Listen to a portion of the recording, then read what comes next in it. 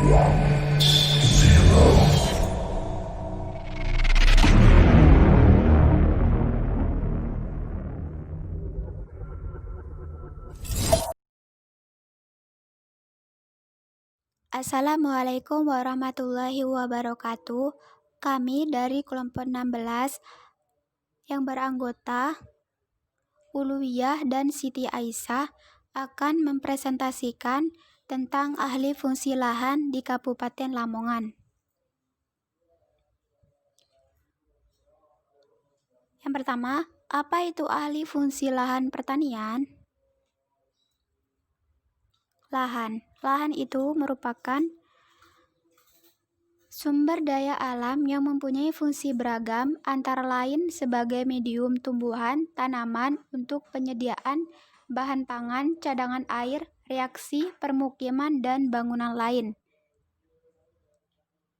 Yang kedua, ahli fungsi lahan itu merupakan perubahan penggunaan sebagian atau seluruh kawasan lahan dari fungsinya itu seperti semula menjadi fungsi lain yang membawa dampak negatif terhadap lingkungan dan potensi lahan sendiri. 47,413 hektar sudah terjadi perubahan penggunaan lahan di Kabupaten Lamongan sejak 2014 sampai 2018. Perubahan penggunaan lahan Desa Rijosari Kabupaten Lamongan tahun 2014-2018. Tabel yang pertama, penggunaan lahan terbangun dan lahan tidak terbangun tahun 2014.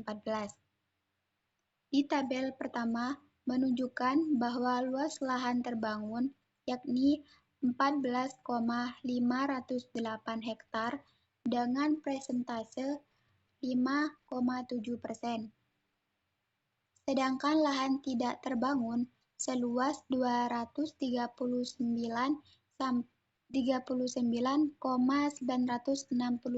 hektar dengan persentase 94,3%. Penggunaan lahan didominasi untuk dijadikan tambak sebesar 190,755 hektar dengan persentase 75%. Di tabel yang berikutnya, tabel yang kedua, penggunaan lahan terbangun dan lahan tidak terbangun tahun 2018. Di tabel yang kedua, menunjukkan bahwa luas lahan terbangun yakni pemukiman dan industri pada tahun 2018 dengan luas sebesar 61,921 hektar dengan persentase 24,4%. Sedangkan untuk lahan tidak terbangun yakni sawah dan tambak dengan luas sebesar 192,555 dengan persentase 75,7%.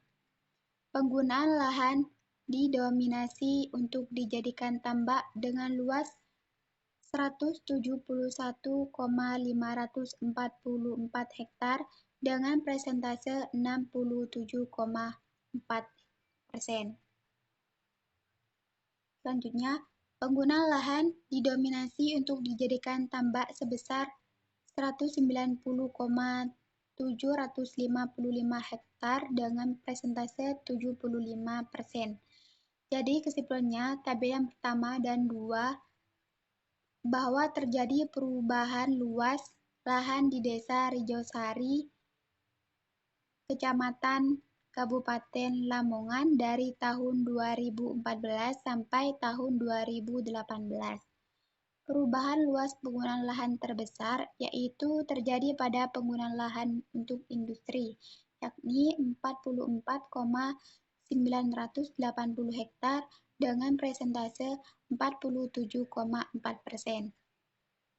Dan luas pemukiman bertambah sebesar 2,433 hektar dengan persentase 2,6%. perubahan luas lahan tidak terbangun juga terjadi perubahan, yaitu pada sawah, mengalami penurunan 28,202 hektar dengan persentase 29,7%. Dan luas lahan tambak terjadi penurunan juga sebesar 19,211 hektar dengan persentase 20,2%. Jadi, di Desa Rejosari, Kecamatan Deket, Kabupaten Lamongan, mengalami perubahan penggunaan lahan dari tahun 2014 sampai tahun 2018 sebesar 47,413 hektar yang digunakan untuk industri dan pemukiman. Jadi, perubahan penggunaan lahan tersebut terjadi di sepanjang jalan raya dan jalan masuk Desa Rejosari. Selanjutnya, faktor terjadinya alih fungsi lahan pertanian yaitu ada 3. Yang pertama, internal. Internal itu sendiri adalah dinamika pertumbuhan perkotaan, demografi maupun ekonomi. Yang kedua, eksternal. Eksternal itu merupakan kondisi ekonomi rumah tangga pertanian pengguna lahan. Dan yang terakhir, peraturan. Dan peraturan itu tersendiri adalah aspek yang dikeluarkan pemerintah terkait perubahan penggunaan lahan.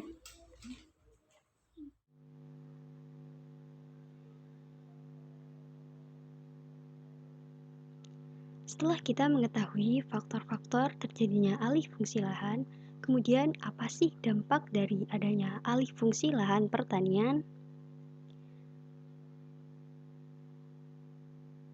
Yang pertama, adanya ancaman swasembada pangan. Jika suatu lahan pertanian yang awalnya produktif memproduksi, jika berkurang, maka produksinya pun juga akan berkurang. Maka dari hal tersebut, sektor pertanian akan terancam atau swasembada pangan juga akan terancam. Jika suatu lahan sudah dialihfungsikan, lahan tersebut juga tidak akan bisa kembali digunakan untuk lahan sawah.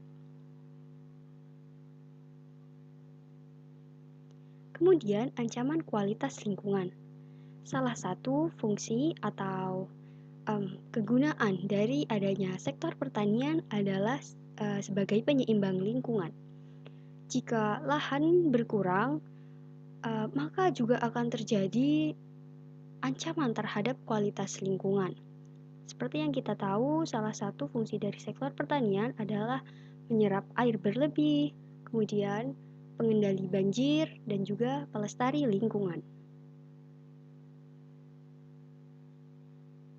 Dan yang ketiga, adanya ancaman penyerapan tenaga kerja. Jika sektor pertanian, khususnya di hulu berkurang, yaitu berupa lahannya berkurang, maka sektor hilirnya juga akan berpengaruh, yang mana akan terjadi ancaman atau pengurangan terhadap penyerapan tenaga kerja.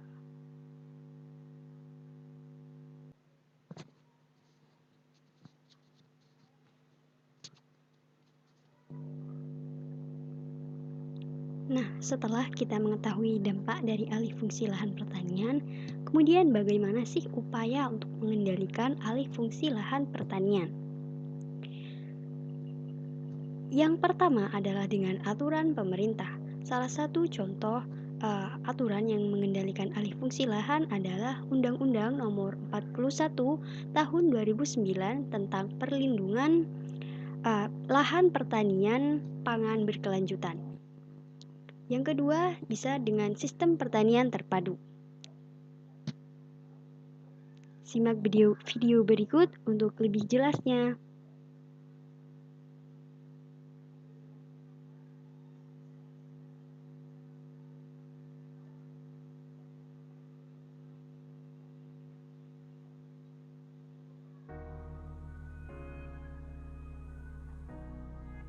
Jumlah penduduk Indonesia tahun 2019 diprediksi mencapai angka 267 juta jiwa. Dengan rata-rata pertumbuhan 3 juta jiwa per tahun.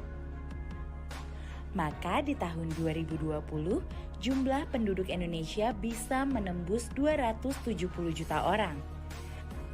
Artinya, kebutuhan pangan Indonesia dipastikan terus bertambah setiap tahun. Namun permasalahannya, banyak lahan pertanian yang telah beralih fungsi menjadi tempat tinggal atau kawasan industri lainnya. Hal itulah yang menjadi alasan pemerintah pusat menelurkan Undang-Undang Nomor 41 Tahun 2009. Isinya tentang perlindungan lahan pertanian pangan berkelanjutan, yang mengatur penetapan lahan abadi agar terlindungi dari upaya alih fungsi. Presiden Joko Widodo memperkuat undang-undang itu dengan Peraturan Presiden atau Perpres Nomor 59 Tahun 2019 tentang pengendalian alih fungsi lahan sawah. Tindak lanjutnya, masing-masing pemerintah daerah harus melakukan klarifikasi, berdiskusi dan menyepakati luasan lahan pertanian abadi yang akan ditetapkan oleh Menteri Agraria dan Tata Ruang. Saat ini ada 7,1 juta hektar lahan baku sawah yang tercatat, termasuk 5 juta hektar lahan yang sudah ditetapkan sebagai lahan pertanian pangan berkelanjutan. Lahan yang ditetapkan sebagai lahan pertanian abadi tidak boleh diganggu-gugat, sebab ada ancaman hukuman pidana maupun denda.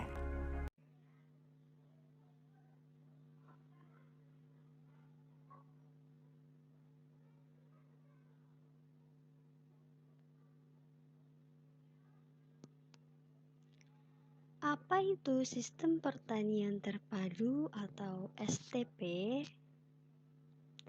Sistem pertanian terpadu adalah sistem pengolahan yang memadukan komponen pertanian seperti tanaman, hewan, dan ikan dalam satu kesatuan yang utuh.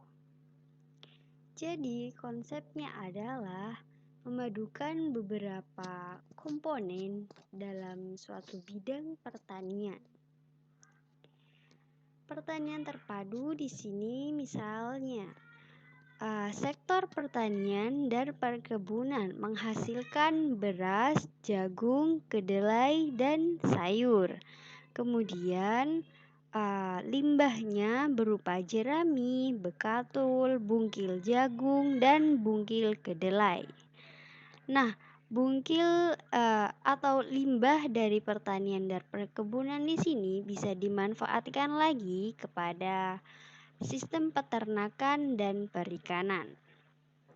Sistem peternakan dan perikanan di sini menghasilkan daging, susu, dan telur. Kemudian limbahnya berupa kotoran atau feses. Feses di sini bisa digunakan sebagai pupuk organik yang digunakan pada pemupukan di sektor pertanian dan perkebunan, dan juga kotoran dan feses di sini bisa digunakan atau dimanfaatkan sebagai biogas. Jadi konsepnya adalah semuanya termanfaatkan di suatu bidang sektor pertanian.